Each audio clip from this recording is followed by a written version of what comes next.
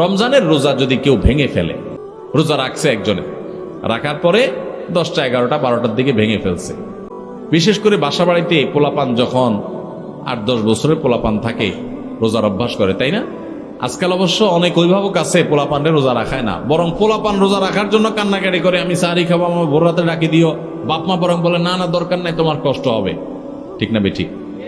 আমাদের বাপমা যারা আমাদের বয়সী আছেন, যারা 40, 45, 50 বছর বা আরো বেশি বয়স পাইছেন, আপনাদের ছোটবেলার কথা চিন্তা করেন তো। ছোটবেলায় আপনাদের রোজা রাখার জন্য বলা লাগতো না, মা বাপ বরং ডেকে ডেকে উঠে রোজা রাখাইত। আর এখন বাপ মা পোলাপান রে এত আদর করে রোজা রাখতে দেয় না, বাবা রোজা রাখলে তোমার শরীর খারাপ হবে। আমি বলি শুনেন, পোলাপানকে এইরকম অতিরিক্ত আদর করে, আদর করা ভালো কিন্তু অতিরিক্ত আদর করে পোলাপানকে এক একটাকে ফার্মের মুরগি বানাইতেছেন। সব পোলাপান আজকাল কিসের মতো হয়? ফার্মের মুরগির মতো, নাদুস নুদুস, কিন্তু না বুদ্ধি শুদ্ধি আছে না শরীরে সেরকম শক্তি।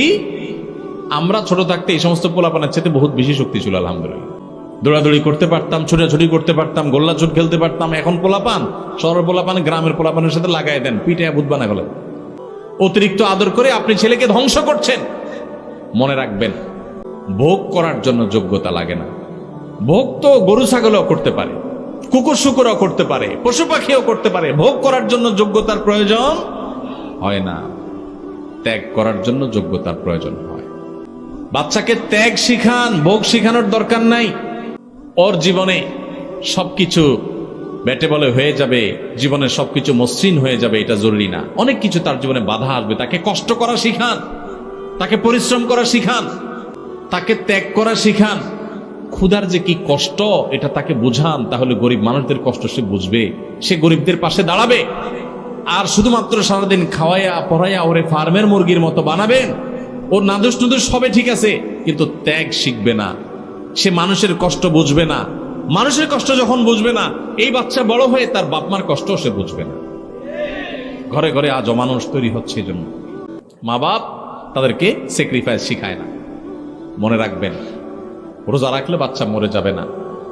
পৃথিবীতে একটা ঘটনা ঘটে নাই যে রোজা রাখে, রোজা রাখার কারণে বাচ্চা 10 বছর 12 বছরের কিশোর রোজা রাখছে তাই মরে গেছে। শুনছেন কোনোদিন আপনারা? মরবে না। বরং রোজার কারণে মানুষ স্বাস্থ্যগতভাবে আরো ভালো থাকে, আরো ভালো থাকে। যদি স্বাস্থ্যের ক্ষতিও হয় তো আমার আল্লাহর জন্য আমি করব। এই বাচ্চা একসময় রোজা রাখা শিখবে। অভ্যাস যদি না করান তাহলে সে শিখবে না।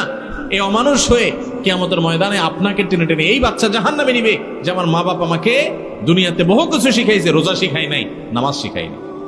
তো যাই হোক, যেটা বলতেছিলাম,